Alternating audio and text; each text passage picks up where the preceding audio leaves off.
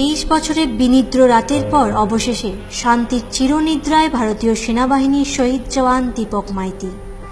সবংয়ের মশাগ্রামে সোমবার সকালে সেনাবাহিনীর বিশেষ গাড়িতে তার দেহ এসে পৌঁছালে কান্নায় ভেঙে পড়ল আত্মীয় পরিজন থেকে শুরু করে সমগ্র গ্রামবাসী।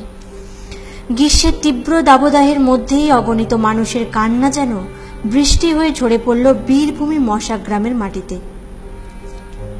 বেশ কয়েক বছর আগে আরও একবার জঙ্গিদের গুলিতে আহত হয়েছিলেন দীপক। সেবারও তিনি কাশ্মীরেই নিযুক্ত ছিলেন।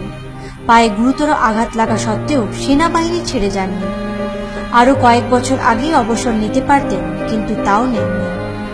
এমন অকুতভয় দীপক মাইতি অবশেষে জীবন দিলেন সেই জঙ্গিদের গুলিতে, সেই কাশ্মীরে।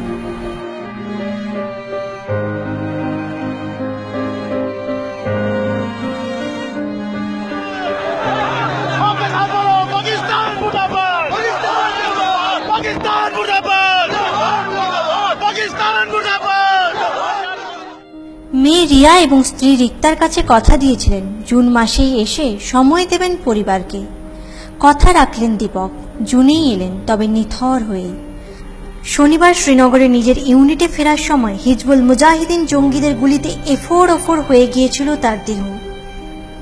আর মাত্র 3 বছর পরে সেনাবাহিনী থেকে অবসর নেওয়ার কথা ছিল তার। নাসিক, পাঞ্জাব, কাশ্মীর সহ দেশের গুরুত্বপূর্ণ সীমান্তগুলিতে বছরের পর বছর শত্রুর হাত থেকে দেশকে রক্ষা করেছেন দীপক।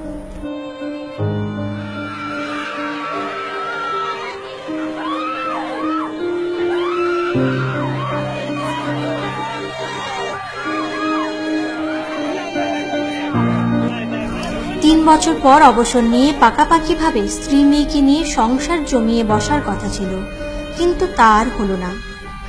বছরে 2 থেকে 3 বার বাড়িতে এসে প্রথমে 80 ঊর্ধ্ব মা কনকলতাকে প্রণাম করতেন, তারপর বন্ধু বান্ধবদের সঙ্গে চুটিয়ে আড্ডা। যে কটা দিন থাকতেন পাড়ার প্রতিবেশীদের আপদে বিপদে দৌড়ে যেতেন।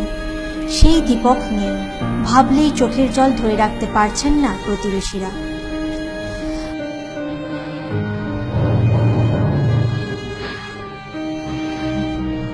কয়েকদিন আগেই পেয়েছিলেন পদোন্নতির চিঠি। উচ্চ আধিকারিকদের হাত থেকে সম্মাননা নিয়ে বাড়ি ফিরতেন তিনি, কিন্তু তার আগেই এই বজ্রপাত। মশাগ্রামের যোগ্য মর্যাদায় রাষ্ট্রীয় সম্মানে অমাহিত দীপক।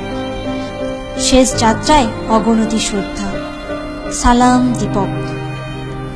মন্টেল নিউজের পক্ষ থেকে দেশপ্রেমিক বীর শহীদ দীপকের জন্য রইল যোগ্য সালাম। পাকিস্তান মুর্দাবাদ।